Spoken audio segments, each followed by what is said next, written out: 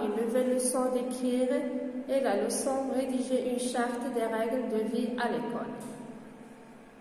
On commence par ce texte. Lisons ensemble ce texte.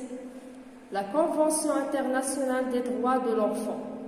La Convention internationale des droits de l'enfant CID est un traité international rédigé sous l'égide de l'ONU le 20 novembre 1989.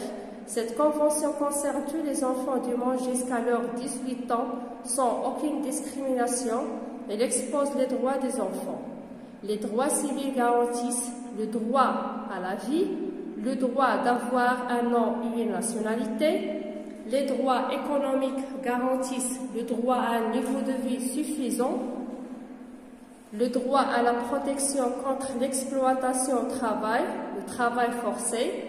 Les droits politiques garantissent le droit à la protection contre les mauvais traitements, le droit à la protection contre la séparation d'avec les parents.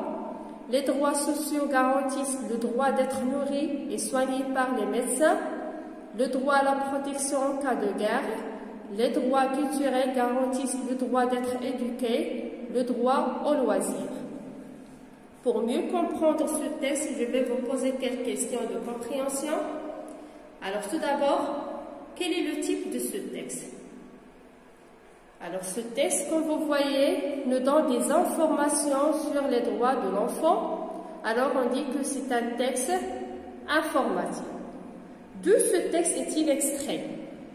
Regardez en bas du texte, on a la source, extrait de. Alors voilà, ce texte est extrait de texte de la Convention internationale des droits de l'enfant adapté à une lecture pour les enfants. Quelle remarque peut-il faire sur la forme de ce texte? Alors regardez bien la forme du texte. Comme vous voyez, ce texte est écrit sous forme d'un ensemble d'articles énoncés les uns sous les autres. Et chaque article nous donne des droits différents. Alors regardez. Premièrement, les droits civils. Alors on a le droit à la vie et le droit d'avoir un nom et une nationalité. D'autres droits économiques et les droits politiques, les droits sociaux et les droits culturels. À votre avis, à quoi sert ce texte? Ce texte sert à informer sur les droits des enfants dans le monde. Alors, ce texte nous donne des droits généraux pour tous les enfants du monde.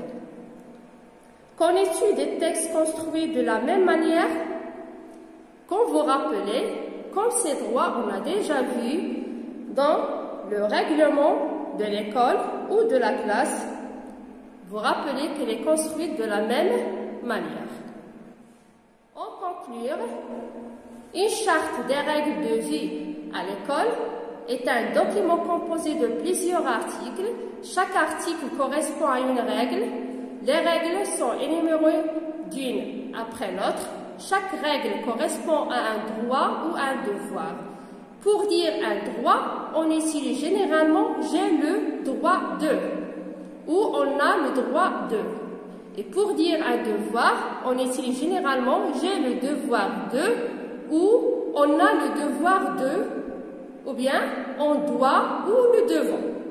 Et pour mieux comprendre, on va faire ensemble une activité. Voilà, on va écrire pour chaque illustration la règle de vie qui lui correspond. On commence par la première image. Comme vous voyez, il y a un garçon qui porte un cartable. Il va à l'école. Voilà le droit. J'ai le droit d'aller à l'école. Et pour exprimer le devoir, on dit j'ai le devoir de travailler sérieusement. D'autres images.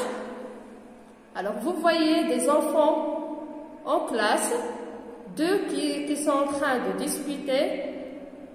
Alors j'ai le droit de travailler dans le calme.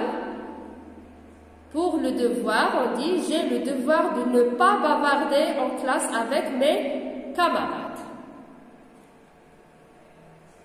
Dans cette image, on voit des enfants pendant la récréation dans la cour en train de jouer, mais un garçon qui a cassé la fenêtre.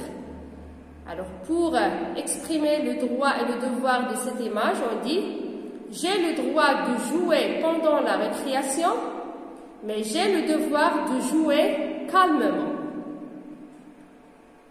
Et la dernière image, on voit des enfants en classe et un garçon qui lève le doigt, c'est pour demander des explications ou bien pour demander la parole. Alors, pour exprimer le droit, on dit j'ai le droit de demander des explications. Et voilà le devoir, j'ai le devoir de lever le doigt pour demander la parole. Et voilà, j'espère que vous avez compris la leçon et merci.